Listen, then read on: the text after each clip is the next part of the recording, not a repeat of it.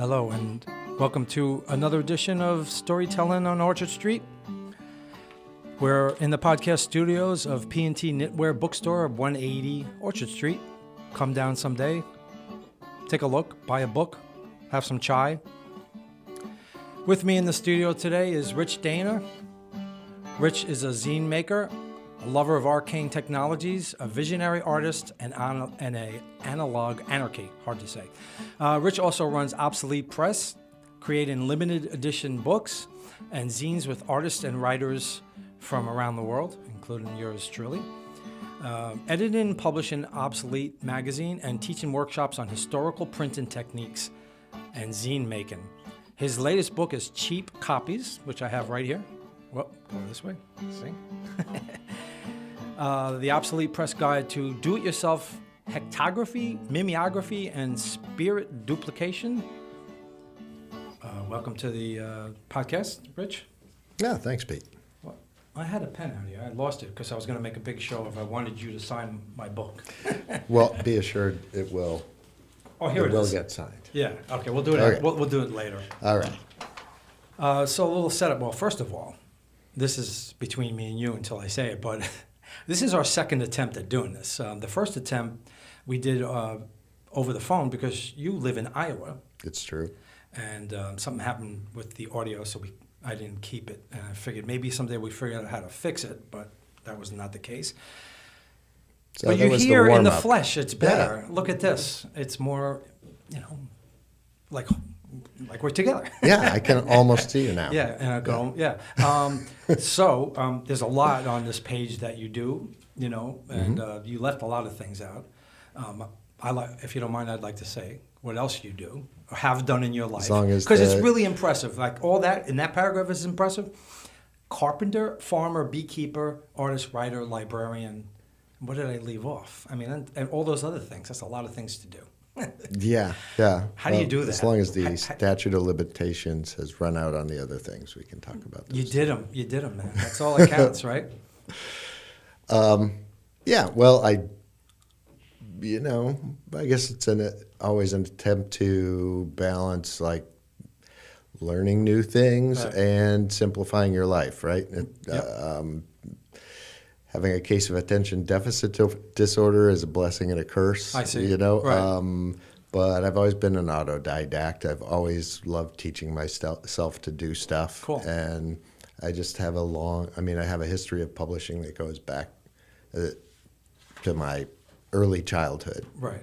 So everything is sort of consolidated and come together around publishing and writing and making zines, making books, making chapbooks, right. Helping people design their books. That's just kind of what I really love to do. And you're not in New York City just for fun and frivolity, correct? It depends on your idea of fun. But explain to the listeners why you're in New York City.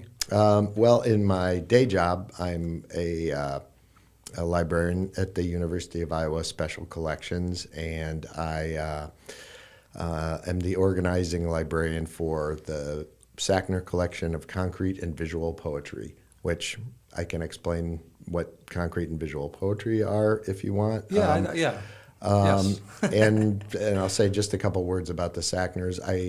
But to answer your question, I was at the Grolier. That's the Sackners, not the Sacklers, the people that we hate, right? Correct. Okay. Yes. Just want to make sure everybody gets that. Thank you for the clarification. Yes. Sackner with an N, yes. And by the way, we have a lovely studio audience here. Hello, studio audience.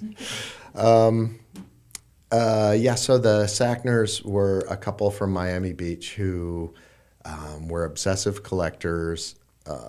Marvin, the husband, was a pulmonologist. He kind of hit it big with some medical devices that he invented, and he always wanted to be an art collector, so he just started plowing all the profits from these patented devices into collecting art, and he became very close friends with all of these. Was he an artist himself? He was not, no. Okay. He was just a lover of art and had no art background, no art education. Was there any art in his devices?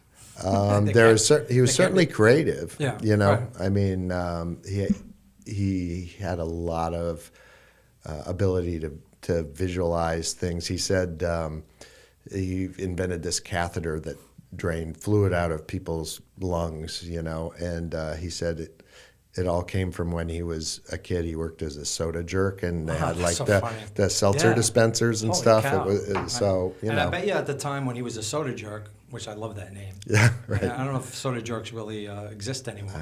I wonder if when he was doing that, he was thinking, "Wow, I can use this someday in my life." Yeah, who knows? Right. Who knows? Yeah. But so they became really close friends with all these like weirdo avant-garde artists, Right. mail art, people who are doing mail art, and basically concrete and visual poetry is anything that kind of combines images and words. And at one end of the spectrum, it could be like a poem about a butterfly that's shaped like a butterfly. You know, the stanzas make the shape of a butterfly or makes the outline. Wow. Or it could be something, like graffiti, where Right. the meaning comes through the visual part more than the words. You may not be able to even understand or read the words, but you understand something about the emotion that they're conveying. I saw this artist, poet, on Instagram, and funny, he's not on my feed anymore, but he was writing every day, but he was writing it so that it looked like a typewriter was typing it on the video. Would that be included? Oh, Does yeah. does that fit the bill? Absolutely. Okay. I mean, because there was also a lot of multimedia stuff in the collection, video, audio, some really huge, big name writers and artists, people like William Burroughs, who people probably know, or Laurie Anderson or Jenny Holtz, Right. And then some people who are completely obscure. It sounds like a great job. You're It happy is. doing it. Yeah. It's fantastic. I And you love were it, here at yeah. the Grolier Club? Which is a club that dates back to the 18-somethings. Wow, And nice. What did it look like? it's really cool. Right. The interior is all, sort of old wood and stuff. This is like their second or maybe third place, but it has the feeling of an old, Right. social club. Wooden paneled interiors Nice. and big cases with displays of members' stuff and like amazing artwork on the walls. Wow, sounds Super great. cool. That sounds like a prestigious place to do a talk. And Yeah, what was the it's talk? fun. What was the talk on? It was about the Sackners, Marvin Okay. Sackner, Marvin and Ruth Sackner. I think both were members of the Grolier Club. I see. But Although are they lived alive? in Miami. No, they both passed away. Okay. Well, Yeah. anybody from the family that might have attended or been?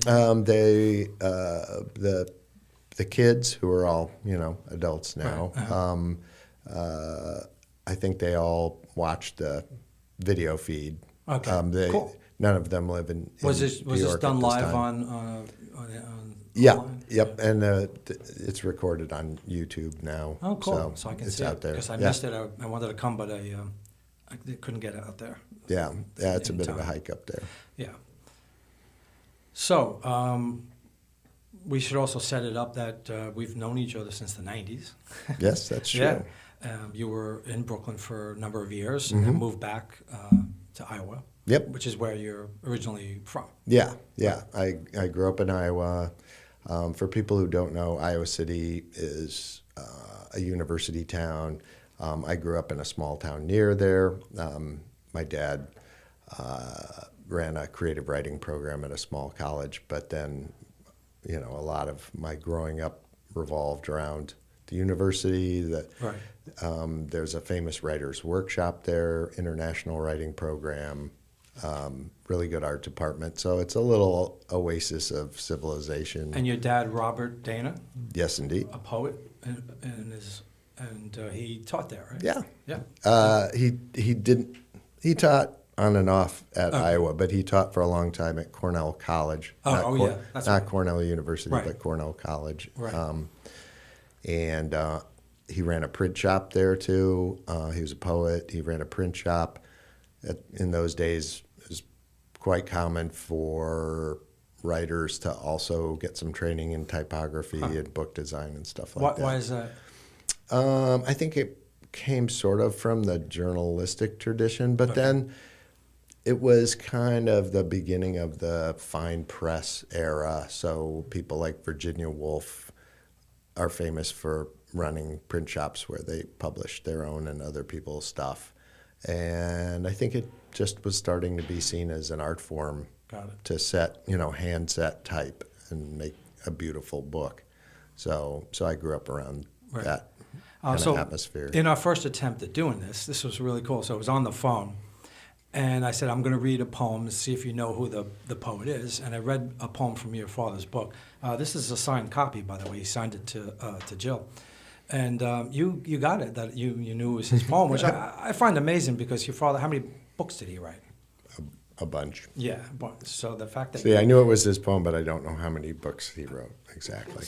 So if you don't, do you mind if I read the one that I read the first time? I love that you read it. Yeah, and I wondered if we were going to do it, like if we were going to fake it again, or no, but I like the way you set it up. Yeah. So this one's called Salt. And I don't know, there's something about this one. The reason I chose this one, it just feels like it's compatible to... I'm not comparing myself to your father, but there's something about this one that kind of rings for me in my writing. There's so much to forget, maybe that part. I forget a lot. There's so much to forget. I've never been one of your rememberers. Maybe because when I was young, nothing stayed, or I was always moving on. I was alone as I am now at this table, wiping clean this cheap Danish stainless with which I ate, twisting and tearing this 2-day-old crust of sourdough, wiping up the last breath of dressing from the plastic dish, salt, vinegar, and oil on my tongue. Like he it's beautiful, but he writes in a kind of like in a way that somebody who's not really attuned to poetry would get something out of. Yeah. Well, I always loved to hear him read in public. Was he a good reader? I mean, he was a really good reader. Yeah, because it's funny because some people can write and some people can read. Yeah. Some people can do both. And I'm not bragging, but I think I'm one of them who could do both. Yeah, no, I love that, and I think he would be thrilled that you read that piece. He didn't grow up in a literary family. He was an orphan. Grew up in Boston. Went to college on the GI Bill, so he was not a highbrow sort of person. Everything he knew, he sort of learned himself. Right. But he took poetry very seriously, and he was very conservative with the words. Right. Never someone who believed in more is better. Right. Right. And when he read publicly, near the end of his life, he was the poet laureate of the state of Iowa, and so was called upon to read at high schools and community colleges, and he met with writers groups, clubs, and did he do you know if he felt like that gave him a purpose? It was an honor for sure. It was nice to be recognized. I mean, if you're a writer and you've been writing all your life, and now you're able to kind of hopefully inspire younger writers. Well, he was a teacher, a professor, pretty much his whole life. But college, right? Yeah. But it must have been nice to go to high school. Oh yeah, He always loved it, right. And he loved people who wrote poetry in a non-academic setting, just because they feel the urge to do that. Right. But he had a good way of setting up his poems to an audience where he's like, without giving it all away, he would sort of tee them up or set them up for success, so that they could understand the poems, and you could see a lot of lights go on for people. I think he would be proud of where you wound up, especially with this librarian job and kind of making sure making sure the art it lives on. Yeah. So let's talk about your book, Cheap Copies. Sure. Yeah. So what do you how would you describe that to the audience? Well, Cheap Copies is... it's a beautiful book, by the way. I mean, thanks. It's spiral bound. Yeah. It's designed to... The design, it has the rounded corners and stuff. It's sort of designed to look like a DIY manual from the 70s, the gardening books and... how to build your own yurt or whatever. There was there were all these books back then, sort of the back to lander type people. So, so I wanted it to have the feel of like the old VW repair manuals or something, and you can, open it up to a page and Yeah. it lays flat. It does look like that page, especially. You just open up, it looks like an old manual. Yeah, and it has excerpts from a lot of old manuals in it. Right. But it sort of intersperses the history of, underrepresented artists and writers who used copy machines to get the word out, whether they be political dissidents or poets or people of color. Or punk bands. Or punk bands, exactly. And when you were younger, did you do that? Yeah, I came up making zines. We call them fanzines. Right. We used Xerox machines primarily, but started out doing them on what we call ditto machines or mimeograph machines. And these were pre-Xerox copy machines. So it was the only option at that time. Yeah. And so there are a lot of people using risograph machines now. A lot of people are putting out really cool looking books and zines using this Japanese multicolor copier, which are actually sort of it's like silkscreen printing. It must be really cool. But they are just like computerized versions of the mimeograph machine. So if people in the audience have seen risograph printed stuff, mimeograph was the Do you have any granddaddy books of that. like that, or have you purchased any books? Oh, I've purchased plenty of risograph printed things. I also use like risograph ink in the mimeograph machines that I have because, of course, all the ink and stencils and things are no longer available. Right. But basically everything's interchangeable from the risograph machine. And the Hectograph and Spirit duplicators use the purple aniline ink that people probably 45 and older might remember, 50 and older. And the materials to do that are still used in like tattoo shops. They'll draw out the thing on a hectograph stencil paper, then they put alcohol on the skin and stick it on there, and it makes a temporary tattoo kind of. And then they ink over that. Yeah, so people might be familiar with that purple ink. Anyway, that all came from these other old copying techniques. And last year, you kind of went on a tour of this country, and you also went to Ireland and Europe. So Yep. After I put the book out, and the book is sort of a how-to manual, how to like do your own zines and things using this old technology.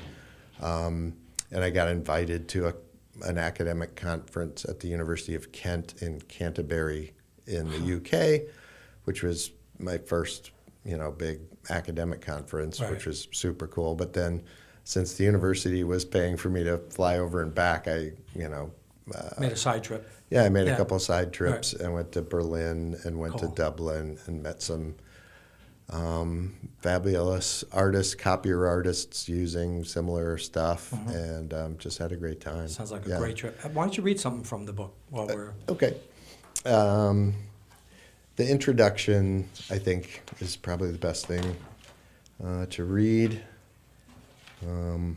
Also, how can the audience find the book? Purchase it. It's important. Obsolete-press.com is my online store. It's also available at Quimby's in Chicago and on their website, Half Letter Press, their website. It's available at some book art centers like Minneapolis Book Art Center, and it's going to soon to be available at the Center for Book Arts in Manhattan. Nice. Too. So cool. Where's that? It's in the 20s, 27th, I want to say. I think Jill used to work near there, so she knows it. Yeah, 27th. It's the oldest book arts center in the country, started by a guy named Richard Minsky. Okay. It was kind of awesome and let me know when it's slightly there. controversial pay a visit. person. Yeah. But the introduction, I don't know if people can see that or not, but I think so. it's just called A Note from the Author, and this is how I sort of kick off the book. On a typical sweltering night in New Orleans in 1984, you could probably find 22-year-old me engaged in one of a handful of activities. I might be street skating, curb grinding, and ollieing across the abandoned, dead mid-city World's Fair, streetscape that had lived ever so briefly as the epically failed New Orleans World's Fair. I might be working late at Metronome, the soon-to-be epically failed independent record store, spinning vinyl and arguing with customers about music from behind a counter strewn with British music magazines and epically overflowing ashtrays. I might be in my unair-conditioned apartment on Magazine Street above George Herget's used bookstore, silkscreen printing T-shirts. I might be editing my epic Super 8 film, Tourist of Tragedy. Or if my roommate Don Rock was working the night shift at Kinko's, I might be standing at a photocopier with scissors, a Sharpie, a bottle of whiteout, and copies of the Times-Picayune and the Weekly World News, creating an epic fanzine or a flyer for a soon-to-be epic punk show. Regardless of which of these or any number of other epic activities I was engaged in, they were all inevitably followed by a morning spent reading a discarded newspaper through cheap sunglasses, eating grits and drinking coffee with chicory, nursing an epic hangover. I hope that you will forgive me, dear reader, for opening this personal note with a moment of absurdly unbridled nostalgic self-indulgence. I composed it to illustrate 2 points, which I stressed throughout this publication. First, nostalgia is a dangerous intoxicant to which my home country is addicted. Most American working stiffs like me are pathologically prone to romanticizing their lost youth, those precious days before they unwittingly accepted the yoke of Puritan adulthood and capitalist conformity. I know that there was nothing truly epic about my 20s. I also know that there was nothing inherently magical or objectively more genuine about all of our analog books, magazines, vinyl records, cassette mixtapes, and films than today's digital products. Sweating in front of a box fan in a smelly apartment with no telephone, listening to vinyl records, and editing movie film with a razor blade was not a heroic act. It was just using the cheap resources at hand. By writing this book, I don't suggest that rediscovering the analog printing techniques herein described is the beginning of your quest for a better or more pure art form. But there is a physicality and a sensual quality to these formats that is not present in the digital media we rely on today. Mostly they're just fun. That brings me to the second point. This type of printing has a long and not always noble history as a platform from which discontented misfits have attempted to connect with other discontented misfits. America was built on a foundation of cheaply printed rants and diatribes penned by wingnuts and goofballs, both political and religious. In rare cases, these tracts rose to the level of the sublime, but most were crude, some offensive, and many would be considered quite vile by our current standards.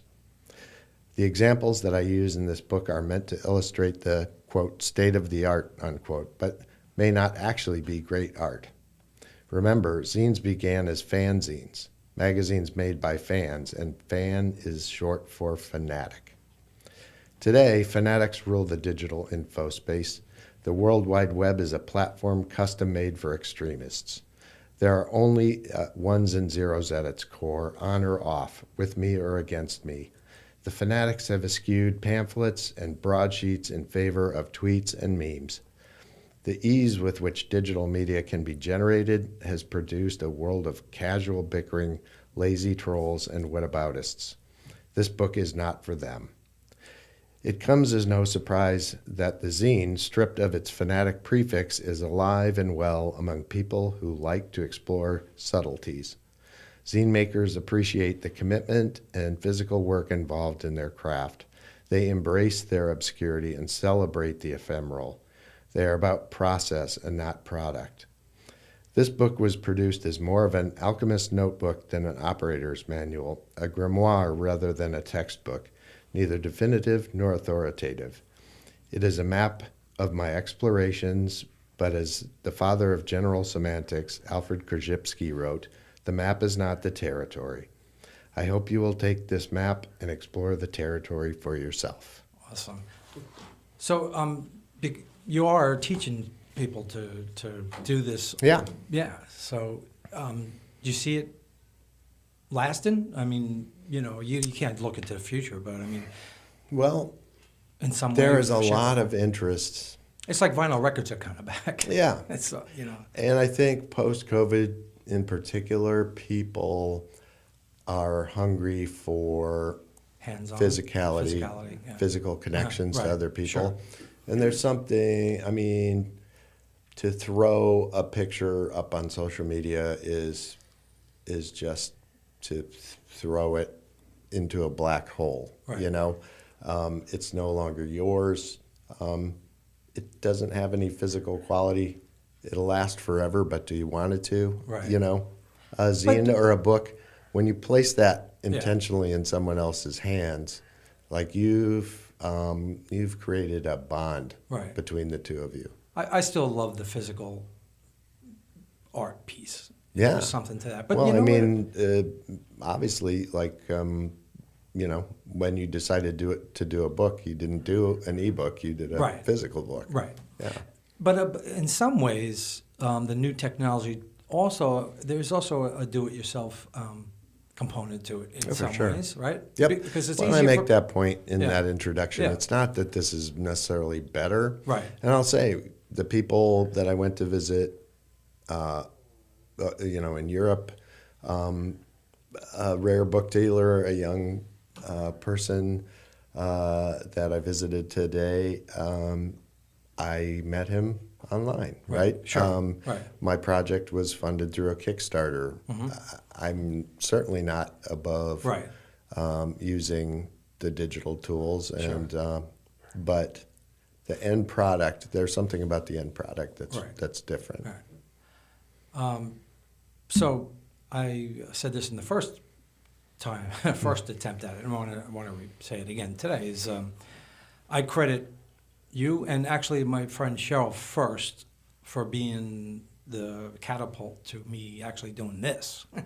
That's great. Yeah. So Cheryl was the first person that, she would, if you remember, I would write poetry and post it on Facebook. Mm-hmm. And of course, whenever you post something online, Facebook, Instagram, or anything else, it's just going out there, and everybody has a lot on their feed, and it can get lost. But she paid attention to it, and encouraged me, and then she invited me to do. She was doing at that time an online multimedia web magazine, and so I started doing that, and I got confident.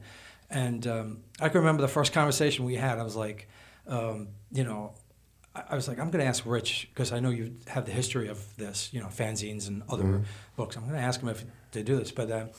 I'll never forget when I sent it to him. I'm like, oh my God, he's gonna see it and go, what the hell is this? And I was like, all right, maybe he would just do it as a favor, because long time friendship, But luckily you liked it and helped me with the book.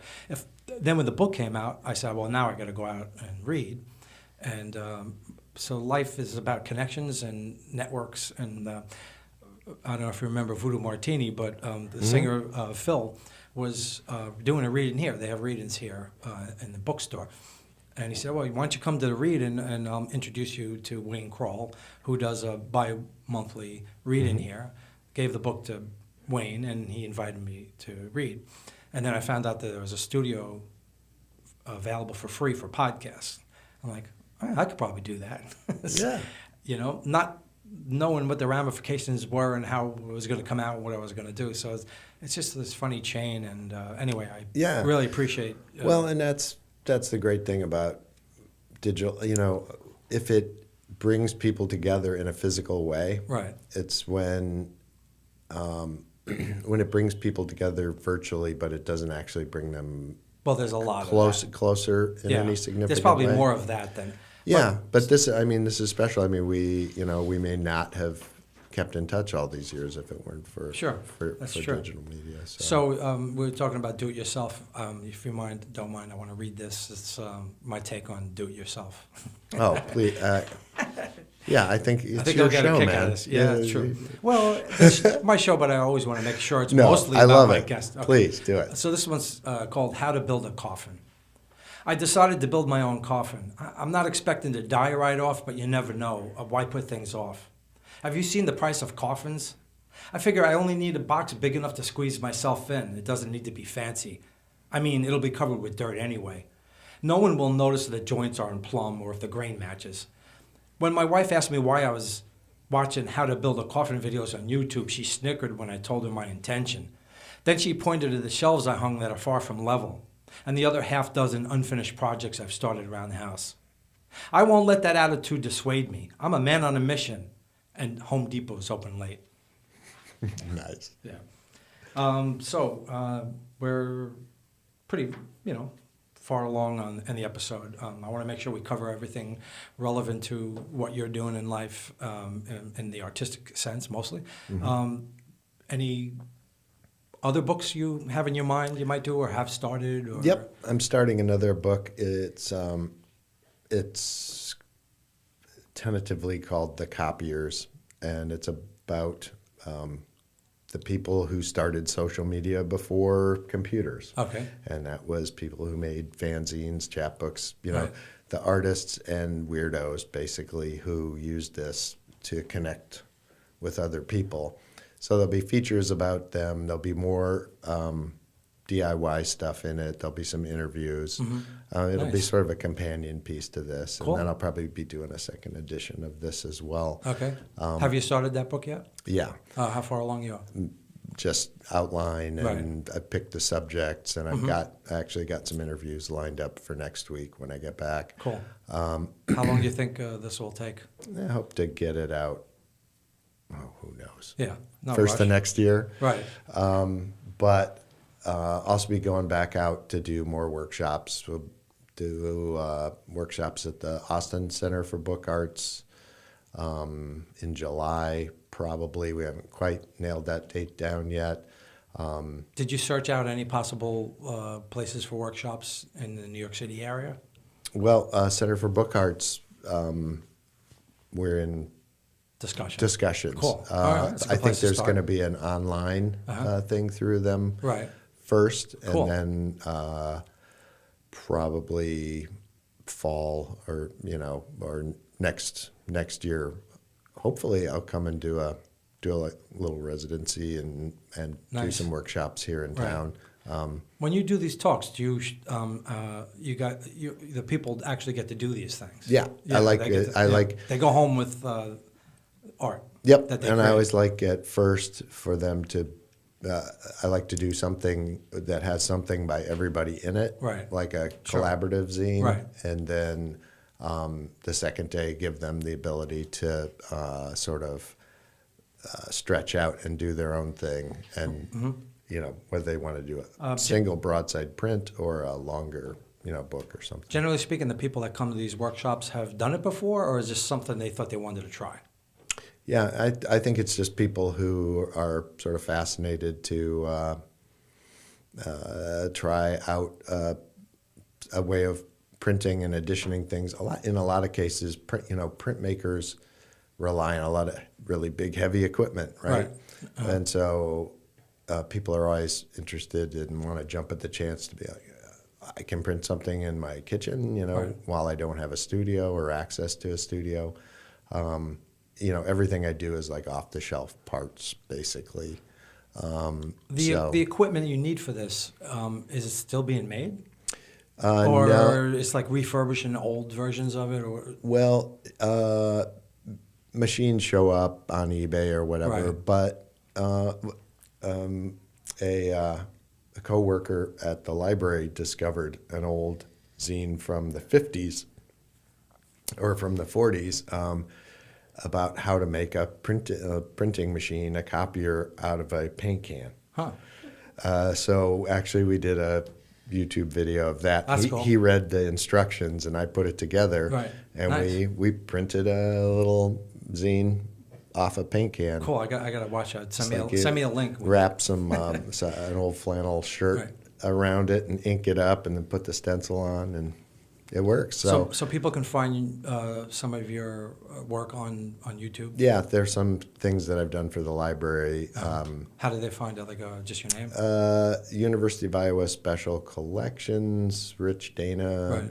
Right. Okay. Grolier Club, Rich Dana. Right. Orchard Street, Rich Dana. Okay. I mean, the Right. old Google machine will find Got you it. Yeah. eventually. It's not that hard nowadays. Yeah. So unfortunately, we're kind of towards the end of the Yeah, show. Is it's anything you gone want fast. to say to wrap it up, or? I just hope people who might be interested will get in touch with me through obsolete-press.com or Instagram, instant message, whatever. What's your Instagram? Ricardo.obsolete. Right. And yeah, I'm always, as Timothy O'Leary said, they asked him what to do after you tune in, turn on, and drop out. And he said, Right. find the others. That's right. So I always say, find the others. Cool. I like that. Yeah. So that's pretty much the end of this. I'm so glad. We got to redo the episode and actually in person. This is much better. Yeah, definitely. Although I felt like the first one was fun too. Yeah, but things happen for a reason, right? And we're going to get to go out and have a meal after this. Absolutely. Right? So Looking forward to it. Right. So I'm going to play the theme song provided by Fred Argenziano. You have been listening to Storytelling on Orchard Street, the podcast studios of P&T Knitwear Bookstore at 180 Orchard Street. I'm your host, Pete Salamita, and I want to thank my guest and old friend, Rich Dana, for joining us today.